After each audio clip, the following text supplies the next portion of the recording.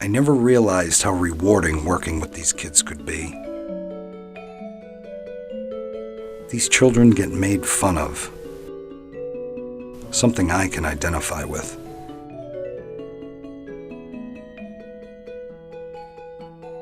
Katie's so gentle. It's like she understands their pain. No one ever seems to be afraid of her. Unless you're a door-to-door salesman.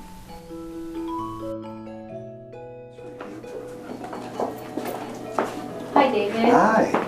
Katie's student is ready.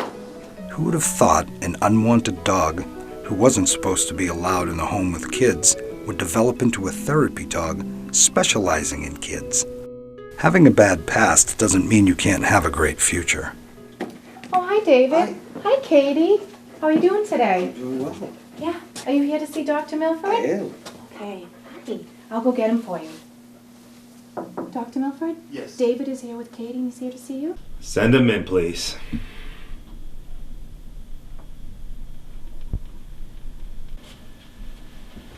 David, have a seat. This is Mr. Crane. He's the superintendent of schools.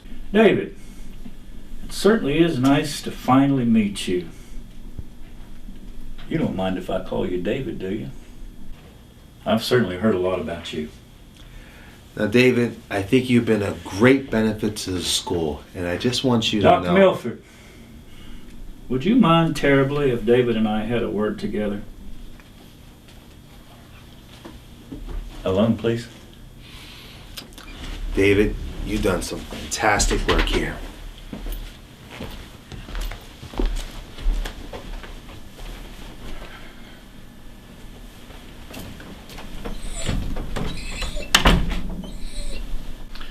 Are you a religious man, David? I don't understand. What does that have to do with anything, Mr. Crane? You know, I was playing golf just the other day with a very, very good friend of mine. I believe you know him. John Fordham. Pastor John Fordham. And you know, he was telling me all about some little vacation Bible school program you're running. Well, that's not happening. What does that have to do with the reading program? I don't have to tell you. Possibilities for controversy if word got out that we were mixing a Christian education with public education. Do I? My involvement with the Vacation Bible School program is not going to happen. I know, he explained it all to me. The point that I'm trying to make is that your little project is starting to get some media attention. And the possibility of you being connected with a church program, well, I just can't explain to you what a hornet's nest that would open up.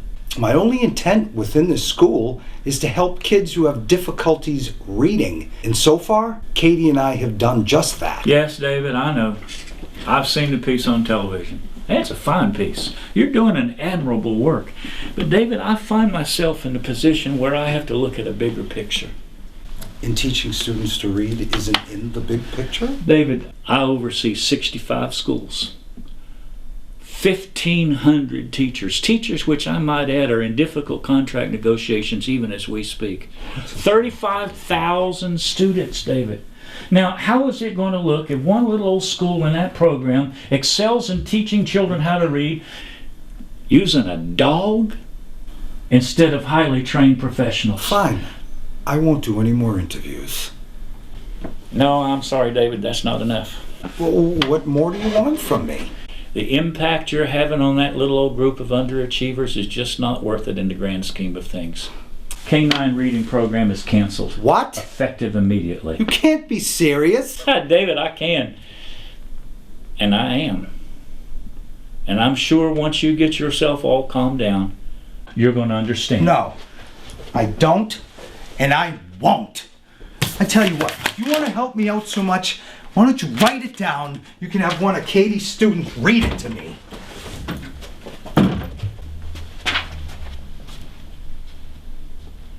Dr. Milford, you may have your office.